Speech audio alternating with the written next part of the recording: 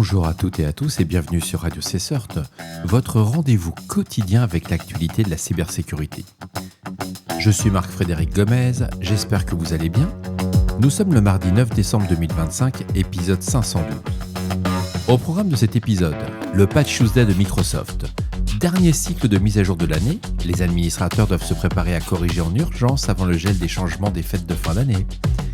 Authentification.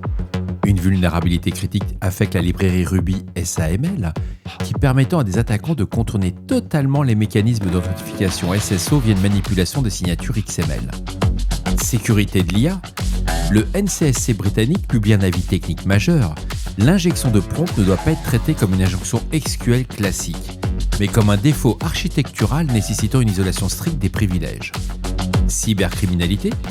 Un coup de filet à Varsovie où la police a interpellé 3 individus en possession d'un arsenal de piratage matériel et radio sophistiqué, incluant des flippers zéro et des outils de contre-surveillance. Ce qui est surprenant, c'est la nationalité, des Ukrainiens. Souveraineté numérique. L'hébergeur suisse Infomaniac lance Euria, une alternative souveraine aux IA américaines et chinoises garantissant la confidentialité des données et l'immunité face au Cloud Act. Commençons par la nouvelle du jour. Microsoft a publié son Patch Tuesday de décembre 2025, corrigeant 57 vulnérabilités, incluant quand même 3 zero day, dont une est activement exploitée in the wild, et 3 failles RCE critiques. La priorité absolue, c'est la CVE 2025-62221. C'est une vulnérabilité d'élévation de privilèges dans le pilote Windows Cloud File Minifilter. Elle utilise un mécanisme de use after free, permettant à un attaquant local d'obtenir les droits système. 2 autres zero day sont divulgués publiquement, la CVE 2025-64671, GitHub Copilot pour JetBrains, une exécution de code à distance, une RCE via une cross prompt injection, et un fichier malveillant non approuvé où un serveur MCP compromis peut injecter des commandes dans le terminal de l'utilisateur. Et la seconde, c'est la CVE 2025-54100 dans PowerShell. C'est une faille RCE critique où la commande invoke web request exécute automatiquement les scripts intégrés dans une page web lors de son analyse. C'est du parsing.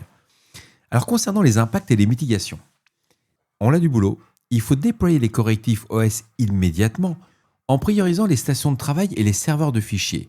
Pour PowerShell, modifiez vos scripts d'administration pour inclure systématiquement le switch Use Basic Parsing afin de bloquer l'exécution de scripts distants. Notez également que la faille React to Shell sur les composants React Server est massivement exploitée ailleurs. N'oubliez pas de vérifier vos applications web. Alors les recommandations, je vous recommande très fortement de patcher Windows sous 24 heures pour contrer l'élévation locale de privilèges et de forcer le basic parsing sur tous les flux PowerShell entrants. Bref, vous l'aurez compris, on ne réfléchit pas, on patch.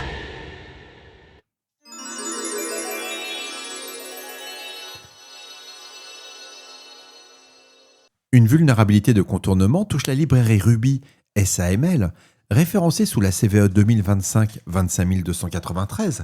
C'est une faille qui affecte toutes les versions antérieures à la 1.18.0. Le vecteur d'attaque est technique. Il s'agit d'une XML signature wrapping. L'attaquant exploite une divergence de parsing entre les librairies RE-XML et Nokogiri. Concrètement, ces 2 parseurs vont interpréter la structure XML différemment et cela va permettre de forger une réponse SAML malveillante qui valide la signature cryptographique tout en trompant la logique d'authentification. C'est un bug qui résulte d'un patch incomplet de la CVE précédente, la 25292. Alors l'impact il est sévère. Accès non autorisé aux applications protégées par SSO et compromission potentielle de l'infrastructure IAM sans aucun identifiant valide. La rémédiation est assez simple, il faut mettre à jour Ruby SAML vers la version 1.18.0.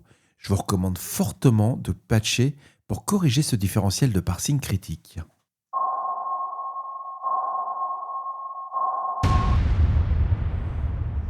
Une arrestation qui fait du bruit et du buzz à Varsovie. Ça implique des opérations d'accès rapprochées sur des sites sensibles, ce qu'on appelle du close access. La police polonaise a intercepté 3 ressortissants ukrainiens équipés d'un arsenal de piratage informatique. L'inventaire saisi indique une capacité offensive ciblant des couches physiques et radio, et les suspects exploitaient des dispositifs Flipper 0 Outil standard pour la manipulation de protocoles RF, il y a des machines Hack5 et contournement de contrôle d'accès physique. Il détenait également des unités K19 utilisées pour la contre-surveillance et la détection de traceurs GPS ou des signaux électromagnétiques. La saisie inclut des antennes, des routeurs et un volume important de cartes SIM. Ces éléments suggèrent des tentatives d'interception locale ou de fraude télécom contre des systèmes liés à la défense nationale polonaise. Les terminaux chiffrés ont été cassés par l'analyse forensique et cette affaire confirme la persistance de vecteurs d'attaque hybrides nécessitant une présence physique sur les sites sensibles. Alerte générale 24 heures sur 24. Une mutation tactique confirmée par l'acteur Storm 0249, ce groupe initialement courtier d'accès, c'était un IAB, déploie désormais des chaînes d'infection complexes de pré-ransomware. Le vecteur initial utilise la technique ClickFix. L'utilisateur est trompé par une fausse erreur et exécute manuellement une commande dans la boîte de dialogue Windows. C'est une commande qui va exploiter curl.exe pour récupérer un script PowerShell depuis un domaine spoofé, là on parle du sgcipl.com, et l'exécution est fileless et furtive. Ce mécanisme de persistance est critique. On va faire une attaque par DLL sideloading, ciblant l'agent Sentinel-1, et l'attaquant dépose un MSI malveillant qui force l'exécution légitime Sentinel agent worker.exe, qui va charger une bibliothèque compromise nommée Sentinel agent core.dll, et cela va garantir des privilèges système et va masquer l'activité du C2. L'acteur utilise ensuite reg.exe pour exfiltrer la machine GUID. Ce TTP indique une préparation au déploiement de ransomware du type Logbit, qui tient la clé de chiffrement, qui va lier la clé de chiffrement au matériel spécifique de la victime. Il faut vraiment auditer vos dossiers AppData pour la présence de binaires de sécurité qui soient en doublon et bloquer les domaines imitant Microsoft utilisés dans les chaînes ClickFix. Bref, la base. Une initiative que j'ai trouvée intéressante aujourd'hui, c'est le lancement stratégique d'une solution d'intelligence artificielle souveraine par un hébergeur suisse Infomaniac. Nommé Euria, cette plateforme se positionne comme une alternative sécurisée aux LLM américaines et chinoises, et l'architecture repose sur l'inférence de modèles open source hébergés exclusivement en Suisse, garantissant une immunité juridique face au Cloud Act US. Le différentiel technique critique réside dans la politique de gestion des données, ce qu'on appelle le data governance, et contrairement aux standards de l'industrie, Euria n'utilise aucune donnée utilisateur pour le réentraînement des modèles. L'infrastructure intègre un mode éphémère garantissant la non-persistance des logs de session, et sur le plan physique, les data centers d'Infomaniac utilisent un système de refroidissement liquide avec réinjection thermique dans le réseau urbain, validant une véritable approche Green IT industrielle. Pour nous, équipe SOC ou GRC, cela représente une solution immédiate au problème du Shadow AI. C'est une alternative qui me semble crédible pour nos données sensibles, basculer ces flux TLP Amber sur Euria pour garantir une étanchéité totale face au Cloud Act et au risque de fuite lié aux situations géopolitiques. Une publication du NCSC britannique qui déconstruit un mythe tenace en sécurité applicative. Je ne vous cache pas que quand j'ai lu l'article, j'ai beaucoup souri parce que c'est là qu'on voit le niveau opérationnel qui disparaît en Europe. Le directeur technique, David C., a averti « Traiter une injection de prompt comme une injection SQL est une erreur dangereuse. » Non, ça s'appelle des choux et des carottes, c'est pas la même chose. La différence est architecturale. L'injection SQL se corrige par la séparation stricte entre le code et la donnée, c'est ce qu'on appelle une requête paramétrée. Et pour un LLM, cette frontière n'existe pas. Tout est token. Le modèle ne comprend pas les instructions, il prédit simplement la suite.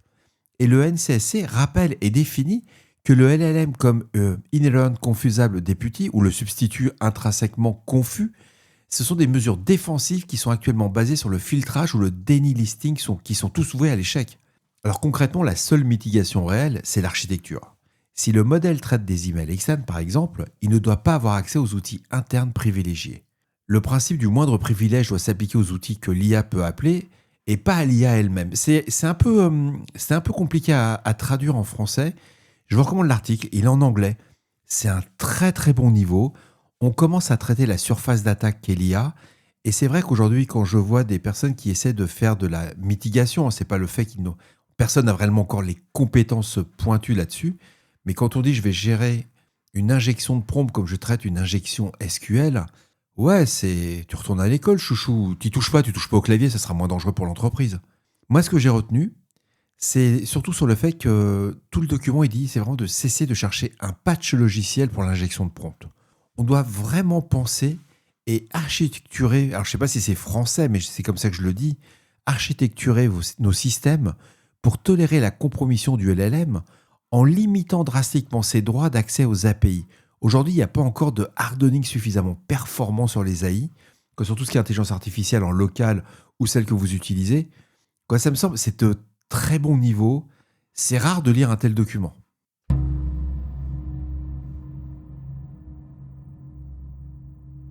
Une alerte de l'ASD australienne confirmant une recrudescence massive de l'activité des infostealers au niveau mondial, ces malwares type Redline, Luma, Vidar ne s'imitent plus au vol d'identifiants classiques. Ils exfiltrent massivement les cookies de session, les tokens d'authentification et les données de formulaire. Ces logs sont ensuite revendus par des courtiers d'accès initiaux, ce qu'on appelle les IAB, sur des marchés noirs. La menace critique est l'utilisation de ces données pour les sessions de hijacking.